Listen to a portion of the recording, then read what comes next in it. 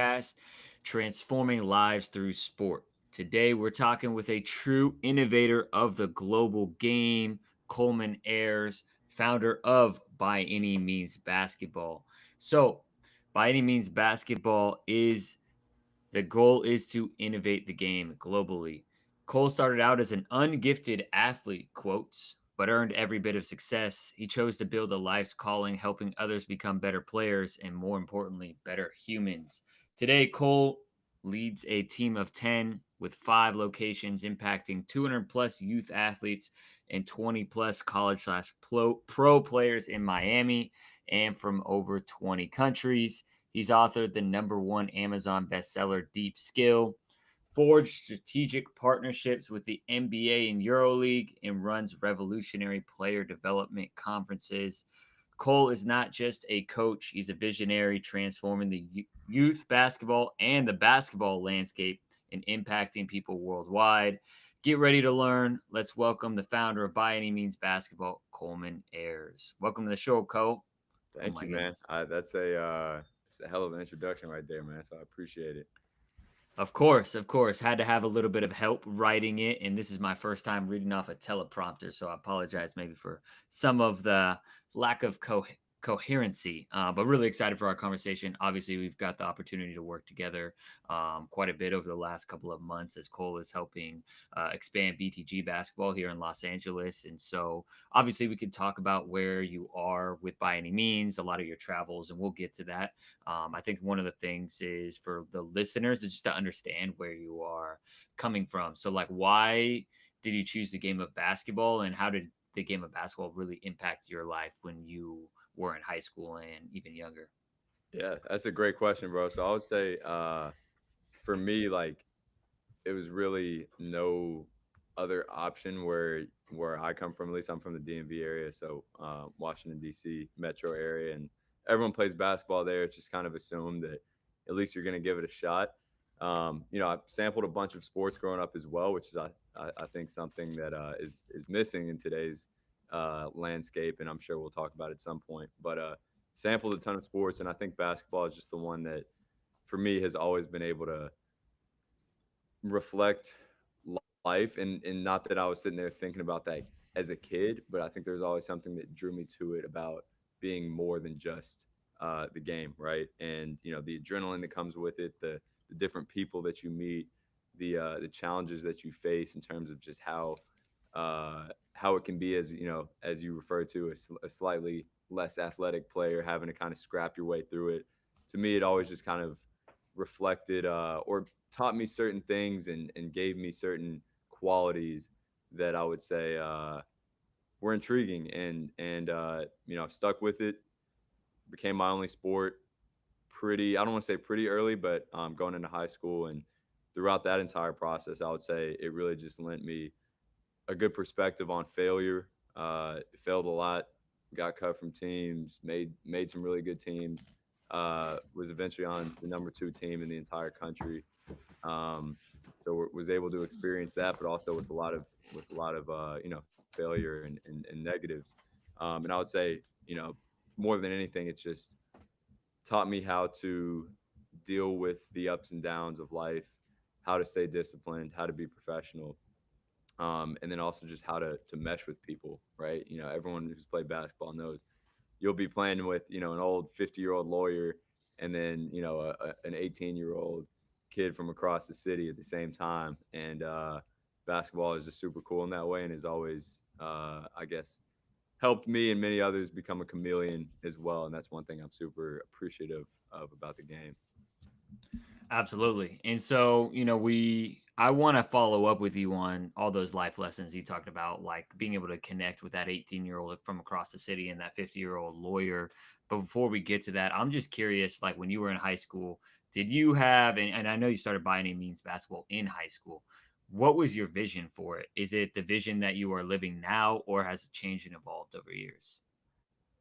That is also a fantastic question, and I would love to sit here and say that I had everything planned out from the beginning, and that it went perfectly according to my plan. But in reality, I was taking it day by day, and everything was just about continuing to innovate the way that I see the game, not even necessarily the way that everyone else sees the game, but continuing to innovate the way that I see the game. And selfishly, at first, it was more so just about how I can get myself better, how I can work through, genetic barriers of not being a super athletic guy, and improve the mentality, the physicality, the skill side of things, the IQ. And eventually, it just kind of, I fell in love with that entire process of researching, experimenting, seeing results not only with myself and but with others. And the vision back then was just literally to learn as much as possible and to spread all of that knowledge as much as possible. And hopefully that's been done over the years.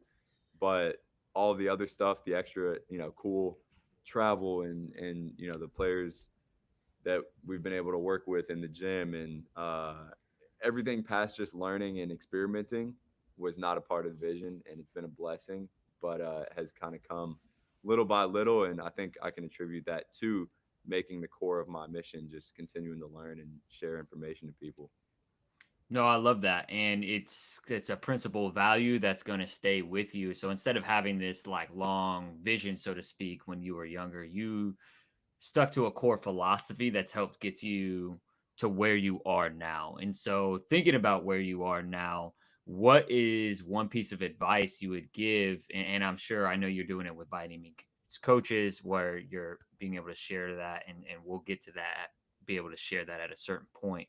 But what advice would you give that your younger self when you are just starting out as, a trainer? And then also my two-part question would be, why did you choose to start becoming a trainer at a younger age versus pursue, playing collegiate basketball and playing overseas?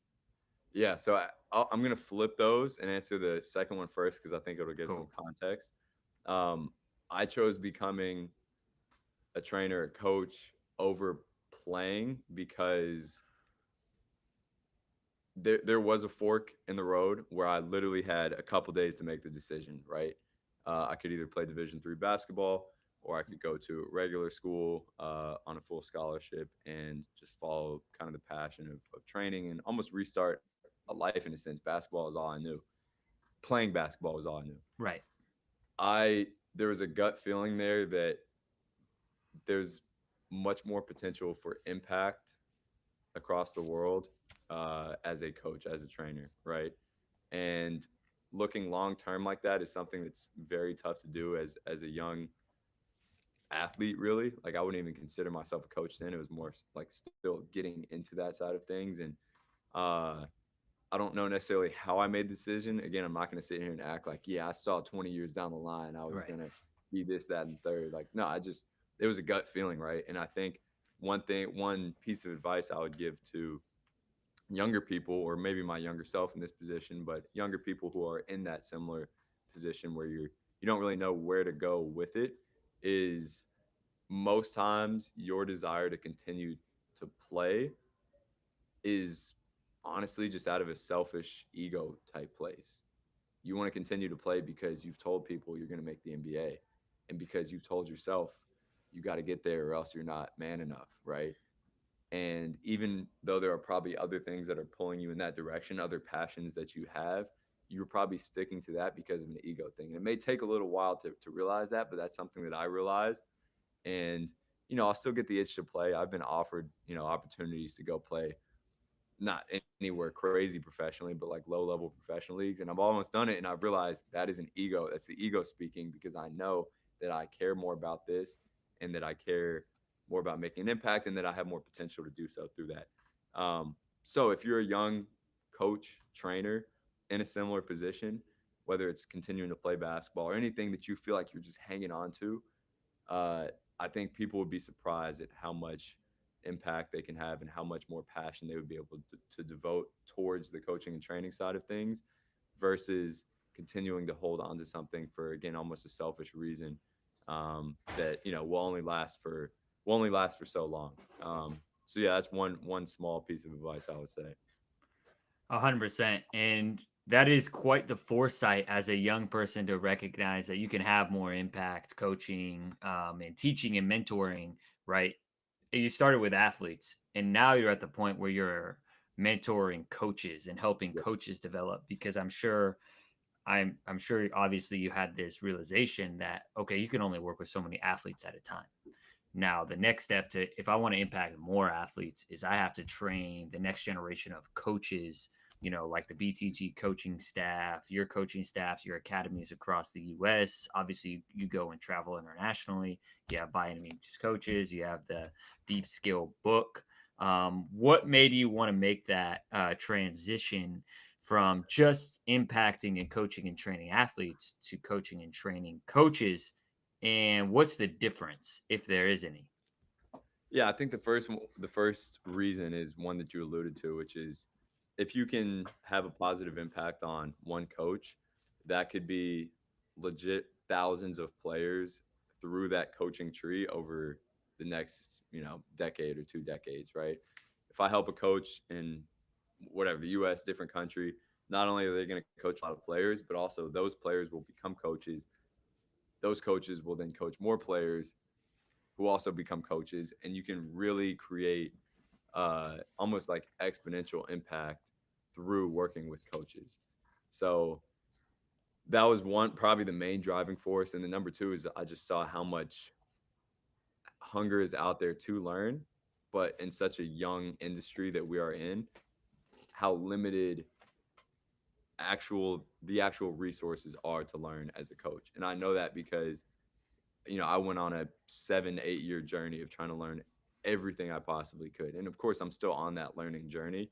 But before I even started working with coaches, it was probably a 5, 6 year journey of like not only getting a bunch of experience and as much as possible, but learning from, the science of psychology, getting a degree in strength and conditioning to see the game in a different way, learning about everything you could possibly imagine on the skill acquisition side of things, learning from coaches around the world in terms of X's and O's. And in other industries, you can fast track that. And this one, there are really no possible ways to fast track that because not many people have done it in the past for whatever reason. Maybe it's just because it's a young industry. And of course, there are people who are great at educating coaches, but uh, knowing how difficult it was for myself definitely gave me an incentive to do this for other coaches, especially younger coaches coming up, and maybe they can even surpass me sooner because and they can move the industry and the field forward because they have a more efficient way to get there. And then in terms of the difference, I would say a lot of it is players don't need to know exactly, and this is a skill acquisition principle, but players don't need to know exactly why they're doing things, right? Like you see those videos of Steph Curry saying to avoid a thumb flick or whatever, like, don't have your palm on the ball. And then he has his palm on the ball or he does a thumb flick. And it's a pretty obvious disconnect between like players don't really know what they are doing. So it's more so about breeding improvement. Whereas coaches, you want them to be able to think about every little action that they take as a coach, whether that's designing their drills, whether that's the way that they speak to athletes. So it takes a lot more explicit knowledge and clear, concise, I would say, explanations and teaching to be done. But at the same time, coaches are usually hungry for that. And I would say the second difference is that the ego can get involved. Younger coaches usually are a little bit more open, obviously, to everything. But when speaking with coaches who've been doing things for a while, doing basketball for a while, even longer than me, you got to meet them where they're at, right? And there's an art to being able to take all these more modern skill acquisition principles and the way that we see the game at by any means, which is obviously through experience and research, but then also meeting people halfway if they've been doing more traditional stuff, more old school stuff for a while. It's like, how can I help them just integrate little by little by little? And you don't really have as much of an ego effect with players. And on ego like gets a negative connotation, but I think it's more of just like, when you've been doing something for a while, the urge is to do things in the same way, and it's just a matter of how can we, kind of pull players or pull coaches in a more, research based backed, just I guess contemporary direction. 100%. And I think that's one of the reasons, obviously, we have aligned in terms of our values as we see the game in a similar way, right? at BTG, we are believers in the constraint led approach, skill acquisition science, ecological dynamics. A lot of obviously big words and jargon, right? If you've been coaching for a long time, you're like, this is stupid. Like, this just looks cool for Instagram, whatever, Right. like I'm just going to do my 3-man weave and my stationary ball handling and da da da da da. Now, I want to kind of, this is going to be a and this conversation probably could be a full podcast series in itself of transforming the American youth basketball, youth sport industry, of travel sports, of any coach can grab a team and go play. And these games really aren't that organized. And the referees are, they're refereeing 10 to 12 games a day. They're getting paid no matter how well they do. There's a shortage of referees, anyways. The list goes on. So if you have traveled to multiple different countries, right, you've seen basketball at different countries. And I know you've posted about it recently about your thoughts on how you would change the culture of basketball in a country. Now, let's just focus specifically on America. It's where most of our listeners are. What would your number one priority be to transforming the youth basketball industry to be more representative of contemporary basketball ideology? Yeah, I mean, to me, it starts in whether this is possible or not. I'm truly not sure because there are probably some barriers to this that may be unbreakable. But to me, there needs to be some sort of centralized governing body. I would assume USA Basketball, which that would get into the whole legal side, whether the government is going to appoint them as like the primary decision maker. I, that's for them to take care of. This is all theoretical. If I sound Right. stupid, I sound stupid. But I think America is the only place in the world that does not have a basketball federation, or they It's do, but crazy. it doesn't control what it should control, right?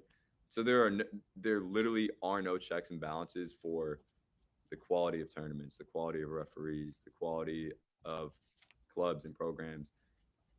Clearly, like you said, there are no restrictions on where players can play, how many teams they can play for in a given weekend, how many games they can play, how many tournaments they can play. It's the wild, wild west. And because we are in such a capitalistic society, which, isn't a problem when there are checks and balances on things, people are going to do whatever makes the most money. And you almost can't blame them in a way because that's just what we're born to do a lot of the times in America. Um, but there has to be something that stops people from going too far. And right now there is not. So my suggestion in a perfect world would be to have USA Basketball charge teams, uh, club teams each year, monthly fee. Doesn't have to be anything crazy to raise money or create the revenue pool to be able to appoint people in each region to do quality control checks, to show up to tournaments, to have more standardization. So now we have standings, we have a point system, we have consistency in tournaments. And would this fix all the issues? No. But with a certification that also teaches coaches and organizers how to create a good culture, how to coach players the right way, how to have them playing real basketball. Uh, I think it starts systematically more than anything because the culture is a lot more difficult to change when it's, I mean, basketball may be the biggest sport here now, and there are so many people playing, coaching, directing, involved in it that it's tough to attack, like even find a start of where we can really, attack this from. So yeah, I think a lot of it starts from up top in the systems. I think otherwise, like I could sit here and talk about, well, coaches need to be more open to learning and players need to be more loyal and tournament directors need to do this, that, and third. But it's just an unrealistic expectation. And I think if we had that centralization and standardization like they do in every other country in the world, it would make things a lot easier to change. Yeah, people are going to fall in line with the systems that are created, right? Right. Now, if there are, Adapt Academy, BTG, there are other organizations that are going to fall in line and do what's right. Sure. However, there's going to be all those other, not all those other, but some organizations that take advantage of the loose rules and A regulations lot of that them. A are lot of there, right? And yeah, a lot of them, correct. Because pretty much anyone, like we said, can be a basketball coach and work with kids except, so it doesn't really make sense. And just the rise of the youth sports, it's like a bigger industry than the NFL now. And to how we don't have regulations is that's pretty insane to me. Now, with that being said, you have had experience obviously going to other countries. So, can you paint that picture? You mentioned obviously there's the FIBA Federation, there's other federations, other governing bodies in these other countries. Now, what does that look like for those that haven't been there and seen that? Yeah, so I would say usually how that looks structurally in other countries, and this is obviously a very umbrella conversation because every country does a little bit differently. Some federations are great, some are absolutely terrible, and I would almost rather not have a federation. Um, but you'll have people at the top who, yeah, they regulate everything from the game weekends, how many games are played over the course of the season. It's literally like having a commissioner for youth sports or like a Hmm.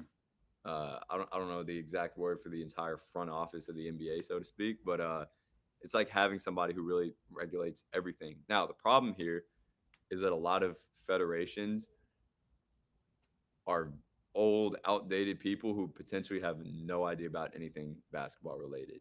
So in those cases, these federations actually do more harm than good at times because yeah, they just don't. They're not willing to invest money in coaching. They're not willing to invest money in, I guess they'll build a new facility that's not really needed before they put that same amount of money towards, um, like coach development or things that could, be a lot more fruitful. So if you have the right people in these federations, and there are some that do it well. Australia is one that comes to mind. They have different federations for each state, but um, like it can really change a lot because as I've seen in certain countries, what the federation does over time will make a big change. So if they're bringing in coaches to do coaches clinics, and these are really quality coaching education people who can, mentor their young coaches. By the way, you have to get a certain amount of like educational credits in most other countries to remain an active coach. So you have to go to coaches clinics, you have to do new coaches certifications that will count as like credits to your continuing education. And if those are quality opportunities and you build the culture of having like a hunger for education, uh, it can really change the way that people train. So there are some where like the CLA is very highly promoted amongst the federation, and because of that, like I've seen a huge increase in the use of it throughout the entire country. Now, most of the coaches in, again, this is an umbrella phrase, but most of the most coaches outside of the U.S. are volunteers. So there's only so much you can do as a volunteer coach. There's only so much efficacy or like buy-in that you have to being able to make a living out of it. And there's still probably better coaches than most American ones, which kind of shows you like a lot of American coaches make a full-time living off of AAU and they don't want to get educated. And you have coaches across the world who will never work with like a pro player. They're not making money and they're devoting more time and even money educating themselves. And I think a lot of that starts with hopefully good federation. So yeah, it's different. Landscape's different, but again, having that centralization, even just something that people can go to and ask questions and have everything as one is big. 100%. And so those are kind of some of the different cultural norms, right? Like here in America, we don't have that norm necessarily in the American basketball industry of constantly learning, right? And part of it, it's because of the market, right? Because like you said, it's capitalistic, right? If a coach is right, if and this is where I'm going to get to by any means and kind of talking about Adapt Academy and how you guys are changing things, because I'm sure you had the realization, oh, we got to train just from the inside out. Like I'm not going to be outside in telling coaches how to change, right? We're going to have to build products, right? AAU programs, training programs that embody these values that then go and beat the competition of the traditional competition, because here in America, right, if you are getting beat, you got to adapt, right? Exactly like Adapt Academy. So, can you talk about how you are changing basically the youth basketball industry from the inside out with Adapt, with Detail, and all the other things you got going on? Yeah, for sure. So I would say when we started Adapt Academy last year, early last year, the goal was less so to change the entire landscape, and I'll get to this. Less so to change the entire landscape, more so to give athletes who have been frustrated, or families in general who have been frustrated with the entire landscape, almost like an oasis from the state of youth basketball. We've talked to so many families who would train with us, and obviously we've been doing just training for a while, who are just super frustrated with how everything's going. Coaches super frustrated with it. So our idea was, okay, can we create a place that's almost like the anti AAU program, anti AAU club program, because you have to play into it a little bit, of course. You can't, Yes. like I said You do. earlier, you got to meet people where they're at. Right. But I wasn't, or we were not too sure, or I would say we didn't really foresee how many other programs would see what we're doing and be inspired by it a little bit. And I think that's where the power for change really comes in, is like sticking to values, allowing other people, like you said, to see it from the outside in, but then they go and fix it from the inside out, and then we build up that number more and more. And will that ever be everyone? No. Will that ever be the majority of people? Probably not. But as long as more and more athletes and families get a place to experience quality basketball and a quality community and a good youth basketball experience, I'm cool with that. Whether it's, 0.0001% of the entire population that plays basketball here, or it's 20% because a bunch of clubs started to change, or it's 80%. I don't know. We're going to do what we can control. And what that is one, really harping on coaches' education. So making sure that all of our coaches are consistently learning not only about just skills training, but how to maximize these athletes and these teams' IQ and their ability to play good quality team adaptable basketball. Community is another big focus. So when people lock in with us, it's a community, it's a family, it's something where people uh, can come in early, they can stay late, they can have a home, even if we don't have necessarily our own gym in all locations like we do here in Miami. Uh, it's something where people truly feel like it is a second home or even a first home at times. And we literally, I have a athlete back there right now who's sleeping on the couch. I don't know why he's here, but they just come in here and hang out. And I feel like that's something that, at least when I was growing up, I never felt like I was going to practice to be with a community, but I was just going to practice right? And then also just challenging the athletes to play the right way, focusing on development more than anything. We don't play any more than 2 tournaments a month. Uh, I'm not. It would never be on my mind to play any less than that, because I do think games are important, but we try to make sure they're as quality as possible. So we started a league here. We do adapt cups in other locations where it can't be a full league, but we have shot clock, limited zone defense at younger ages, limited press.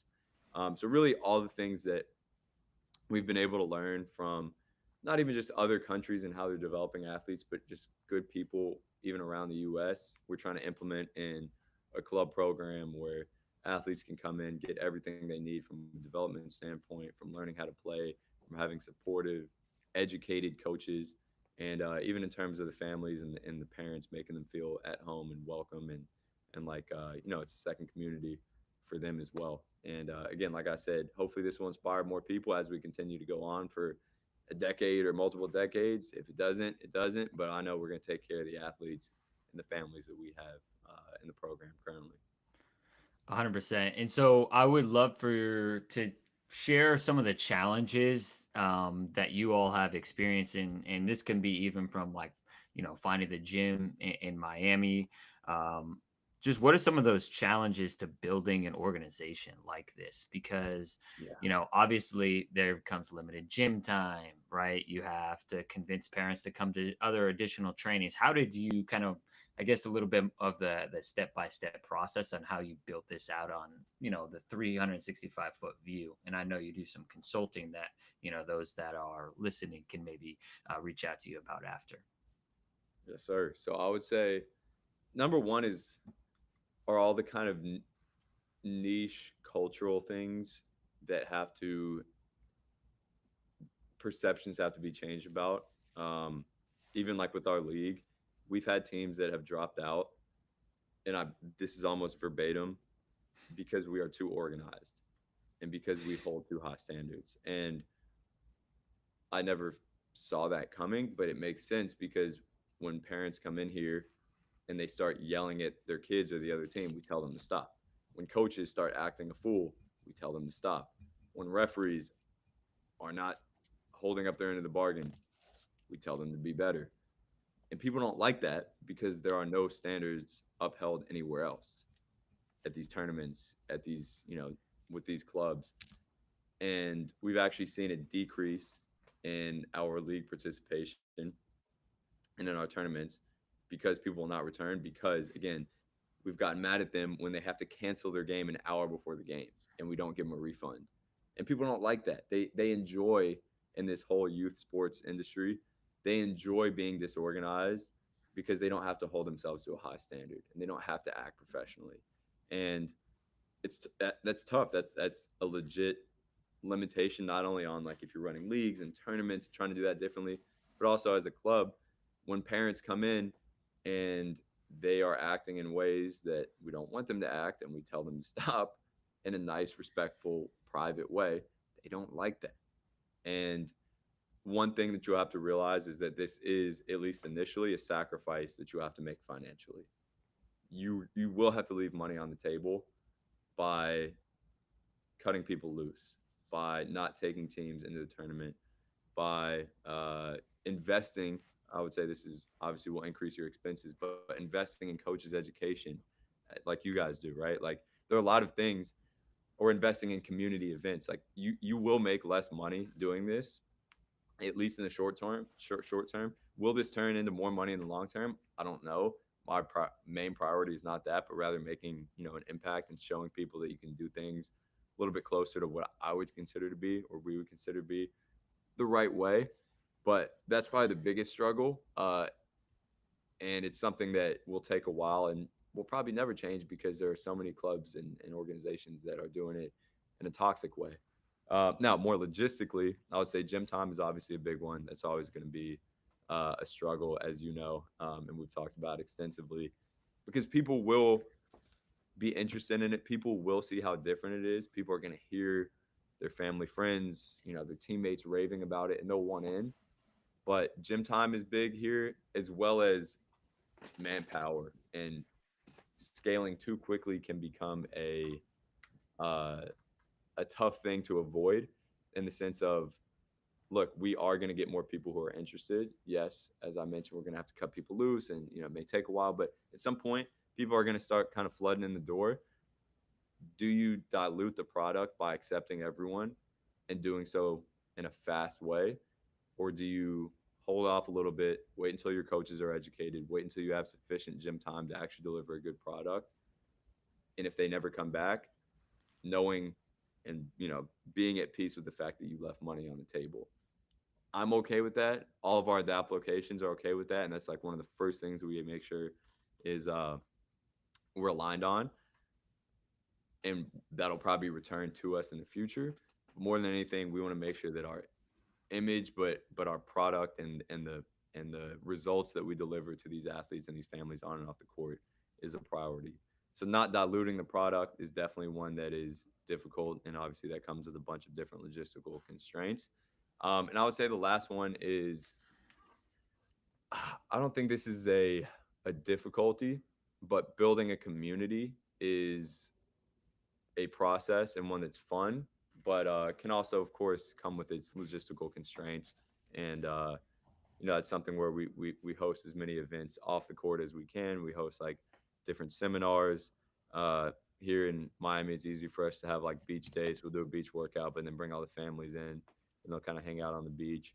And that takes some time to get traction. Like at first, nobody was coming to them because it's just not normal for a program to be doing things like that. Now they're packed out. You guys also had a great one. I know 100 plus people at a restaurant basically shut it down.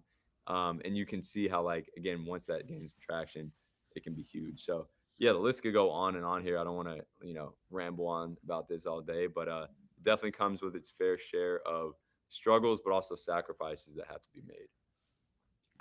And it's mission driven at the end of the day, right? It's not right because I think there when I was like figuring out before basketball, there's like I can't remember. It's like people, profit, planet. That's a triple P, right? So it's not just profit, not just a focus on that. Now, obviously, you have to make money to Right. keep your business afloat, right? And so it's not like you when you say you leave some money on the table, right? Because you had too high a standards, which is insane. You're too organized. That's funny to me, but I guess not surprising, but No. funny. Um, you're not leaving all the money on the table, right? You're still attracting good families. It's just about you don't want to scale so fast where you just like you got to be patient with it Right. is what I hear, and got to stick and stay true to your core values, which I feel Yes. like this is one of the things that I feel like you're a constant evolution, right? In the intro is like innovative and continuous learning, and that's how obviously great companies like Apple and Microsoft, they were always evolving and learning. If you always stay the same, right, you won't reach your potential. And I can't remember if it was your video or a transforming basketball video that talked about like adaptability is like one of the most important life skills, like for evolutionary purposes, like as people, as animals. Like if you can adapt with the times, right, it ends up, you die, like technically, right? Yeah. Obviously we're at a point in human evolution where we won't die, but you won't reach your potential. And so that's what's so exciting about it. And you know as we kind of reach the 2 minute mark of our in the fourth quarter of our conversation, where is by any means basketball going, and where how do you see what's the vision? Yeah. So I would say number one, obviously, it starts with continued learning. Like there's still so much to be uncovered and dug up in terms of basketball and everything around it, whether it's obviously the on court skill acquisition, training, X's and O's, etc. But also just everything that goes with it in terms of psychology, in terms of building adaptable people, but also players, but also people. So the mission, the core mission is going to continue to stay the same, which is learn, innovate, adapt, like you just said. And the only way that it's going to continue to shift is a lot of it will be coaches driven. Obviously, we'll continue to work with players, but now that we're getting more bandwidth, it's about how many coaches, how many organizations can we now affect in a positive way. And I would say, secondly, it's hopefully going to become even more global. The goal is to continue to build up basketball around the world, to connect the dots, to have American players come over to, or at least be exposed to the international side of things, and have international players be exposed to the American side of things, and really just bring people together through basketball, give people opportunities through basketball. But at the core of it, man, it's still about continuing to innovate for this game and for the profession, and sharing that innovation with as many people, quality people, as possible. 100%. So for the quality people that are listening to this pod, that are like, oh, I'd love to learn a little bit more about what Cole and the By Any Means team does. Can you share? Because I know you have quite a few offerings. You share some of the opportunities that the listeners can reach out to you about, and what the best way is, or how the best way is to reach out to you. Yeah, for sure. So, like you said, there are a lot of things that we offer, but I would say, since most of the listeners here are coaches or are people, uh, you know, past their playing years, definitely, if you are interested in the coaches education side of things, we have our coaches academy and certification. Um, so that is more so coaches education based on court X's and O's, skills training, player development, and then we have the business side of things, so helping organizations build their business and do it in the right way, so they can make more money and more of an impact. So yeah, reach out, either go on the website byanymeansbball.com, or probably more specifically byanymeanscoaches.com for people who are listening to this. Feel free to reach out to me on Instagram. I try to get back to everyone. And yeah, the doors are always open. And before we get out, I also wanted to shout out BTG, Justin. We've been working with Justin for feels like a while now, but really, I guess almost half a year. In February, February, yeah, I right? think, Yeah. yeah, February, yeah. Yep. So, yeah, I mean, you guys are a clear example of people who are doing it the right way. And Justin, for anyone listening to this, isn't just on here, talking podcast ideas, but is out in the trenches doing it on a daily basis, man. So, shout out to BTG. I'm excited to see the continued growth, and hopefully even more programs will be inspired by BTG to do things the right way. And who knows where it'll take us, but doing a great job, man. All right, appreciate you dropping wisdom for our listeners today. Obviously, I always appreciate the inside wisdom you're helping with us for the BTG community. Appreciate you, Cole. Absolutely, man. Thank you, bro.